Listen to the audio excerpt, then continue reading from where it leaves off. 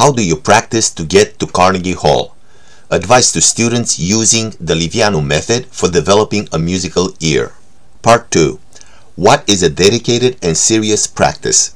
The following is a public service announcement for young artists, music teachers, parents, and visually impaired people. The mission of my work is to make it easy to learn music for millions of children around the world who lack access to quality music education training and manuals. This is my contribution to helping young people everywhere. If you are listening to this material, then you have already taken the first step towards joining the world's high-performance musicians. The most important thing every student can control are the amount and quality of practice he or she applies to a specific problem. There is a famous anecdote. A tourist on the streets of New York asks a passerby, "How do I get to Carnegie Hall?" "Practice, practice, practice," responds the New Yorker. I would rephrase the answer: prepare, practice, and after practice. These are the 3 stages of learning music.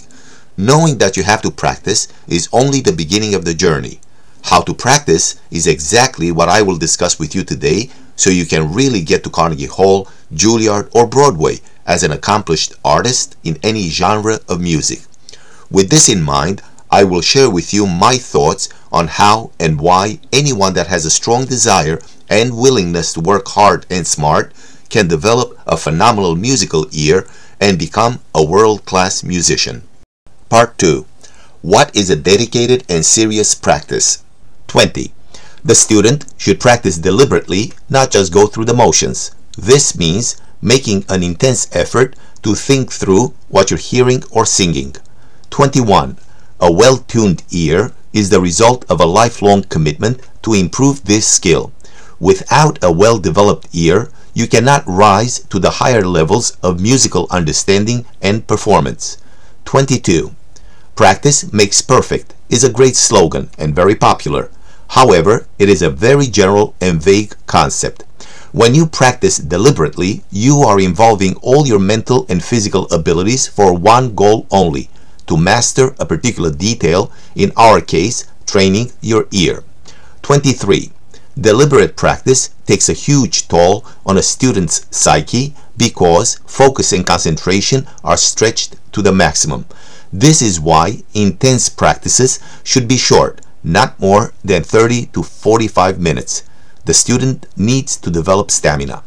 24. The 7 singing exercises in each of the 32 lessons were designed to specifically improve the student's ear training development. Each of the 7 exercises, I am referring to the 7 singing exercises in each lesson, isolates particular musical elements, starting with finding a tonality key and going through the fundamental elements and specific building blocks that comprise Western tonal music compositions: notes, scales, arpeggios, intervals, triads, 7th and 9th chords. 25. The process of practice is cumulative, meaning that when the student applies himself rigorously and on a daily basis, the results will be there incrementally every day and at the end of the 32 lesson cycle in 32 weeks. 26.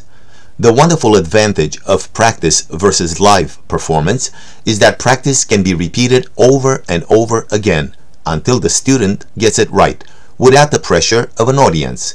It is the amount of effective and deliberate repetition that separates great musicians from the average ones. 27. Effective and deliberate practice results in great performance. 28. It is the blend between 3 types of exercises that makes the Livianu method for ear training and sight singing unique, appealing, and efficient. The 3 types of exercises that students practice in general are: exercises that they've been working on and they are comfortable with, exercises that are fairly new and have some new elements, and exercises that they see for the first time with lots of unknown stuff that have to be mastered. 29. Every time a student starts a new lesson, the 7-part format and the actual exercises are the same. What changes is the key tonality with its natural implications on the actual pitches of the notes. The structures and the relationships established within the scales, intervals, and all the chords remain constant, albeit in a different key. 30. It is highly recommended for the beginner student to practice lessons 1 and 2 for a while until they become fluent and are ready to move to the next lessons. 31. The number one factor that limits practice time for high-performance musicians is their ability to sustain long periods of concentration. 32. A wise music teacher once said, "Practice ear training with your ear and solfege with your voice, and you will need all day. Practice with your mind, and you will do as much in 30 minutes. 33.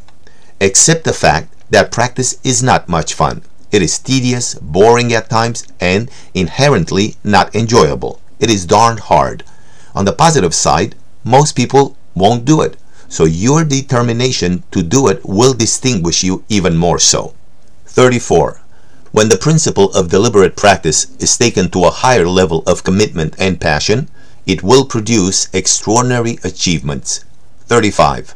As students travel through these 32 lessons, they will encounter 3 stages of learning.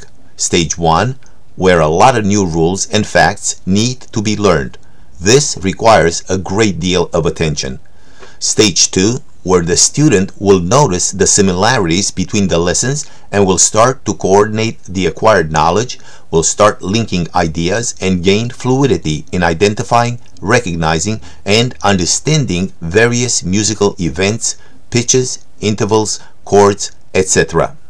The third stage, towards lessons 12 and 13, will bring the student to a high level of improvement, where the student is highly familiar with the structure, concepts, and the elements of the exercises. 36. Students need to be careful not to become robotic in the third stage, which is also known as the arrested development phase.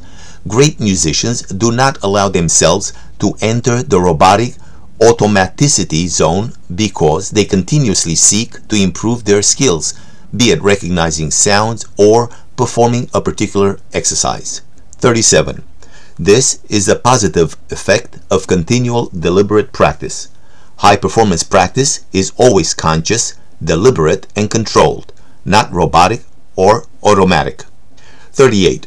Elite musicians learn through ear training exercises like the ones in this manual to hear musically relevant and pertinent information, such as chord structures, types of modulation or cadence at a particular moment, and so on. 39. Often, these non-obvious musical elements are taught later at highly specialized music academies, colleges, or conservatories. Now, they are available to anyone interested in learning music. 40. Students will know more by learning less, the focus being on musically relevant issues. 41. The exercises developed for the students' use represent the bits and pieces of musical scenarios that occur in Western tonal music. 42. By exercising these structures, students are empowered to assimilate and perform highly complex musical structures found in sonatas, quartets, symphonies, fugues, concertos, preludes, etc. 43. Students should always look further ahead on the music sheet while listening or singing. 44. Students should make very fine discriminations between various notes, chords, etc.